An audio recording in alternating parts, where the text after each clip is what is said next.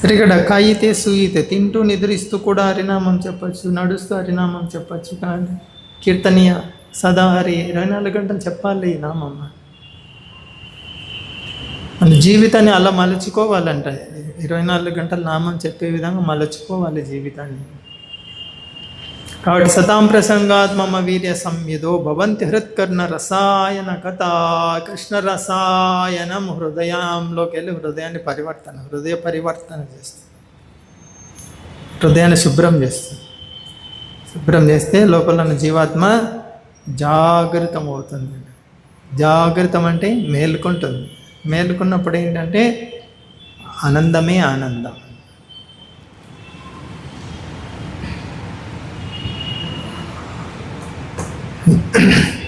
సర్వశక్తి నామే దిలా కరియా విభాగ అమార దుర్దైవ నామే నహి అని. ఇంకొకటి చూడొచ్చు ఇక్కడ నామము చాలా ఉదాహరణలు. హరిదాస్ ఠాకూర్ నువ్వు కొడుతున్నారు, చంపడానికి కొడుతున్నారు, పెద్ద పెద్ద కొరడతో కొడుతున్నారు. ఎవరు రక్షించారు ఆయనని? నామమే రక్షించింది. హరే కృష్ణ హరే కృష్ణ కృష్ణ కృష్ణ హరే హరే హరే రామ హరే రామ రామ. హరినామ స్మరణలో మునిగిపోయారు. ఏం అవ్వలేదు. ప్రహ్లాద్ మహారాజు కూడా నారాయణ నారాయణ నారాయణ నామస్మరణ,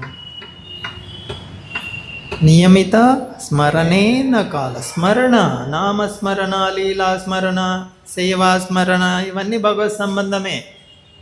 సేవ ఇచ్చారు, సేవ గురించి స్మరణించుకోవాలి.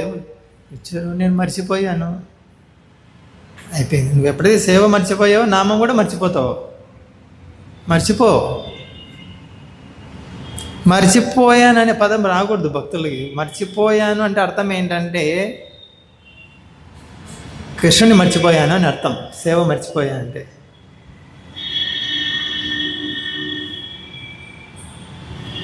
అది చాలా కష్టంగా ఉంటుంది వినటం. మర్చిపోయాను అనే పదం వింటే చాలా కష్టంగా ఉంటుంది. ఆ మర్చిపోయే వచ్చి ఇక్కడ పడింది, మళ్ళీ ఇస్కాన్లోకి వచ్చి మళ్ళీ మర్చిపోయా అంటే మళ్ళీ అక్కడికే వెళ్తాం వెనక్కు.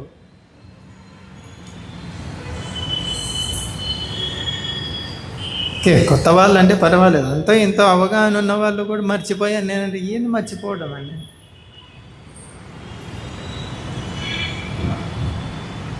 ఒక తల్లి తన బిడ్డకు ఏమేమి అవసరం అన్నీ జాగ్రత్తగా చూసుకుంటుంది.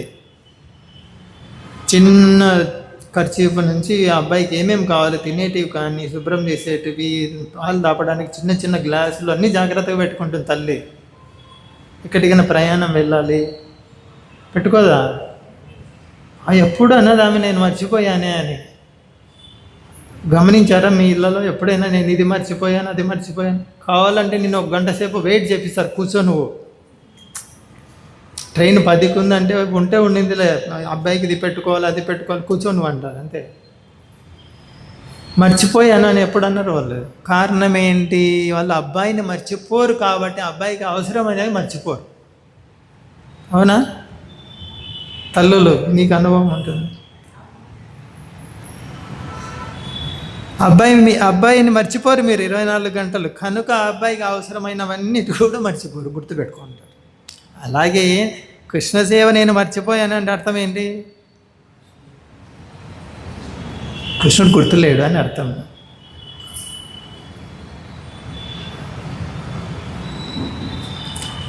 హరిదాస్ ఠాకూర్ తర్వాత ఇంకో శక్తి చూడొచ్చు. హరినామం హృదయంలో ఎంత మార్పు తీసుకొస్తుంది. హరిదాస్ ఠాకూర్ దగ్గరికి వేశ్య వస్తుంది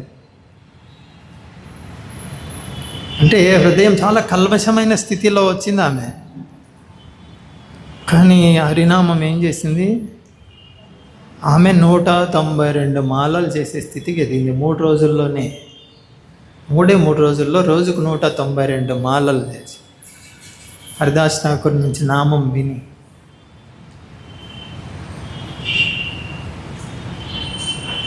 ఇంకొక చోట ఆ పాములు ఆడించే వాళ్ళు ఉంటారు చూడు, సర్కస్ లాగా ఊర్లలో వస్తారు. వాళ్ళ దగ్గర ఏదంటే బోర పోదేదే, ఆ శబ్దానికి అనుగుణంగా పాము కూడా చూసారా పల్లెల్లో? అది చూసి హరిదాస్ ఠాకూర్కి ఒకసారి ఆదిశేషుడు గుర్తొస్తాడు.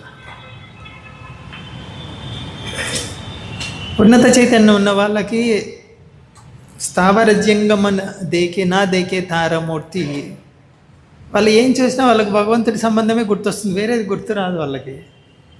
అక్కడ పాములు పట్టి ఆడించు అందరు చూస్తుంటే హరిదాస్ ఠాకూర్ కూడా చూస్తున్నారు, ఆదిశేషుడు గుర్తొచ్చాడు. ఆయన ఆదిశేషుడు భగవంతుడి కీర్తన చేస్తే ఎప్పుడు మత్తులో తన్మయత్వంలో పడగలు ఇలా ఊపుతూ ఉంటాడు. ఆ ఆవేశంలోకి వచ్చేసి హరిదాస్ ఠాకూర్ కూడా తన్మయత్వంలో హరినామం చెప్తూ స్పృహ తప్పి పడిపోతారు. ఆ అష్టసాత్విక వికారాలు అంటే శరీరంలో మార్పులు వచ్చేస్తాయి. కాళ్ళు కింద పడిపోవడము, చెమట రావడం చూసి చుట్టుపక్కల ఉన్న వాళ్ళందరూ ఆయనను గౌరవించడము, ఆయన పాదాల తోలి తీసుకొని తల మీద పెట్టుకోవడము, ఇది చూసి ఒక బ్రాహ్మణుడు పండితుడు నటించడం మొదలుపెట్టాడు. అరే ఈయన ముస్లిం కుటుంబంలో పుట్టి ఈయన ఇంత గౌరవం పొందుతున్నాడే హరినామముకు, ఈయన కూడా అష్టసాత్విక వికారాలు వచ్చినట్లు కింద పడి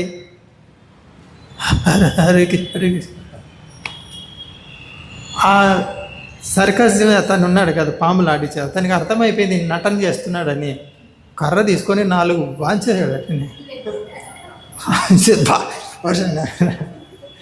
కానీ అతను హరిదాస్ ఠాకూర్ని ఏమనలేదు. ఆయన హరిదాస్ ఠాకూర్ కూడా అక్కడే పడిపోయి అదే తన్మయత్వంలో పడిపోయి ఆయన కూడా శరీరం కంపిస్తుంది, రోమాంచ కంపాశు తరంగ బాజు.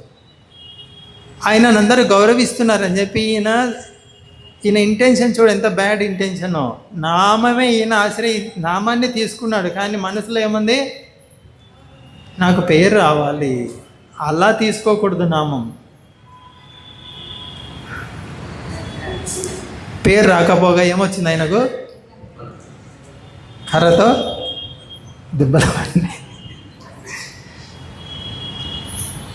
నామం గొప్పదే, ఈ విధంగా కూడా గొప్పదే నామం. నువ్వు యాక్టింగ్ చేసావా దెబ్బలు పడతాయి, నువ్వు శ్రద్ధగా తీసుకో.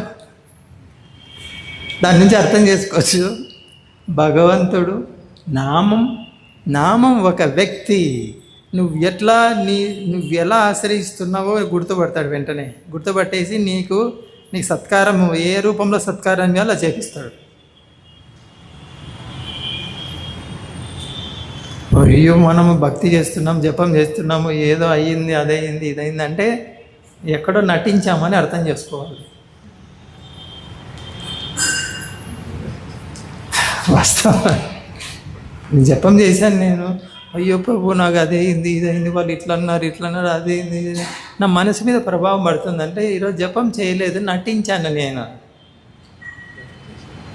మాల పట్టుకొని నటించాను. ఆ నటనకు అదేంది పురస్కారం ఏదో ఇస్తారు కదా, పురస్కారం సినిమా నటనకి ఏదో ఇస్తారు కదా, ఆస్కార్ అవార్డు వస్తుంది. అదే మాయా ఆస్కార్ అవార్డు వస్తుంది, ఇప్పించేది. సో భగవంతుడికి తెలుసు నామరూపంలో నేను ఉన్నాను. నిజంగా శ్రద్ధగా చేశాడా ఈ వ్యక్తి? చేసి ఉంటే వచ్చే సన్మానం వేరు. పేరు పైకి చేసింటే అదంతా మాయాదేవి రికార్డ్ చేసుకొని ఉంటుంది. కూర్చో కొంచెం సేపు నటన, నీ నటన చాలా బాగుంది, అవార్డు ఇస్తారు అని బయటకు వెళ్తూనే ఎవరో ఒకరు తిడతారు నిన్ను. ఇంట్లో వాళ్ళు అంటారు, ఇంట్లో వాళ్ళు లేదా గుడిలో వాళ్ళే అనొచ్చు. గుడి ఇంట్లో తట్టుకోలేక గుడికి వస్తే గుడిలో కూడా ఇట్లా అంటున్నారా, ఇంకా గుడికి కూడా రానిపోనే, ఇంకా పెద్ద అవార్డు అది,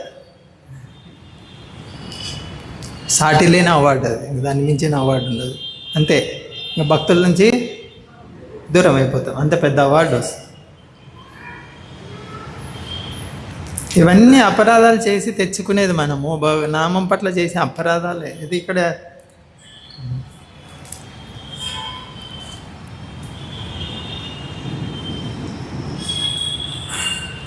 హనుమంతుడికి అంత శక్తి ఎలా వచ్చింది? సముద్రం దాటాడు కదా, నామస్మరణ చేసుకుని శ్రీరామనామం దాటేశాడు. హనుమంతుడు శ్రీరామనామంతో దాటాడు. ఆ పర్వతం నుంచి దూకే ముందు ఆయన తులసికి ప్రణామం చేసి వెళ్ళాడు. విష్ణు భక్తి ప్రదే దేవి. విష్ణు నామం వినాలంటే తులసి కరుణ కావాలి. తులసి కరుణ లేకుండా ఎవరు విష్ణునామం చేయలేరు. ఏంది చిన్న మొక్క అలాగే కనిపిస్తుంది, చిన్న మొక్కలాగే కనిపిస్తుంది.